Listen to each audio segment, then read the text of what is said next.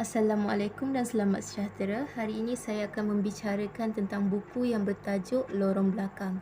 Buku ini ditulis oleh seorang penulis yang bernama Dini Nazmi Kamil yang diterbitkan oleh penerbitan Ilham Persona Sendirian Berhad. Ia juga dicetak pada tahun 2017.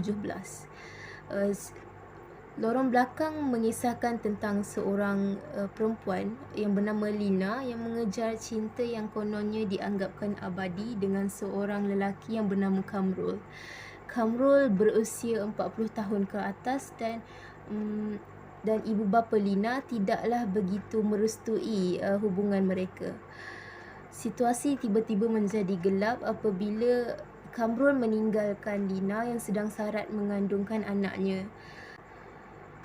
Kamrul menghilangkan diri kerana dia telah mencuri sesuatu yang sangat berharga daripada seorang ketua kumpulan gelap yang ditakuti di ibu kota yang bernama Victor. Victor telah menyerang rumah Kamrul, tetapi beliau tidak melihat Kamrul manakala beliau terlihat Lina. Lina yang sedang ketakutan diambil dan dipaksa oleh Victor untuk menjadi seorang pelacur di tempatnya. Lina melalui pelbagai cabaran di tempat itu ketika menjadi seorang pelacur di sana. Dalam masa yang sama, Victor juga mengambil kesempatan untuk melakukan perkara yang sangat jahat kepada Lina. Pada waktu itu, Lina yang sedang sarat mengandung telah disuntikkan dadah dan anaknya telah dibedah dan diambil oleh Victor. Pada suatu hari, Victor dan orang-orangnya ingin membawa Lina ke suatu tempat. Lina terlihat pistol di dalam poket Victor, lalu mengambil kesempatan untuk menembak Victor tepat di kepalanya. Lina juga menembak kepala orang-orang Victor bersama pemandu yang membawa mereka ke sana. Dalam perjalanan melarikan diri, Lina terjumpa seorang ketua samsing yang bernama Stalos di lorong yang gelap. Stalos bertanya kepada Lina mengenai darah yang mengalir di tangan Lina.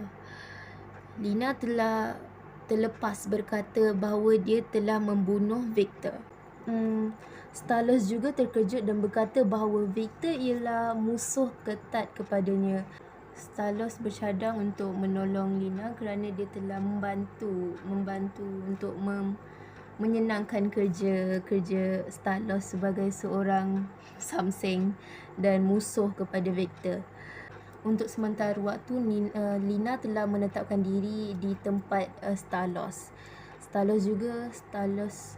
Stalos mempunyai tempat di mana dia melakukan kerja-kerja haramnya seperti memberikan pelanggan kepada pelacur di sana dan pelbagai lagi.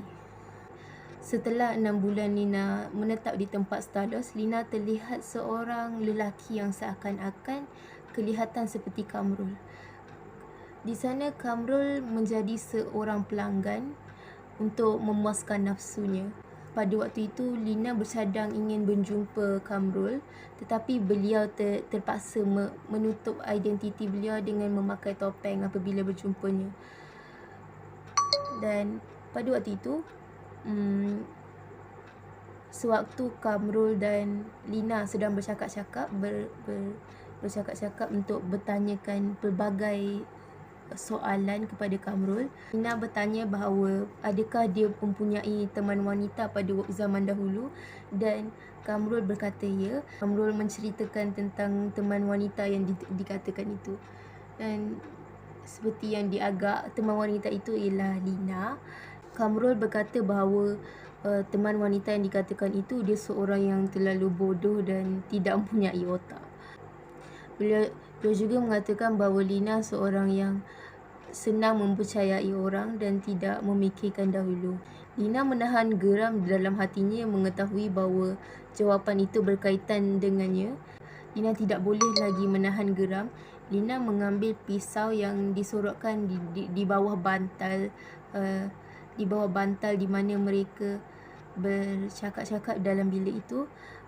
Lina mencucuk pisau itu di bahagian dada Kamrul dengan perasaan yang sangat geram dan marah. The end. Pada pendapat saya, moral kepada cerita ini ialah janganlah kita terlalu mudah mempercayai orang lain hanya berdasarkan rupa dan sikap mereka kepada kita. Kita juga perlulah melihat latar belakang mereka dan pelbagai lagi cara supaya kita tidak dianiaya dan ditipu oleh orang itu. Terima kasih.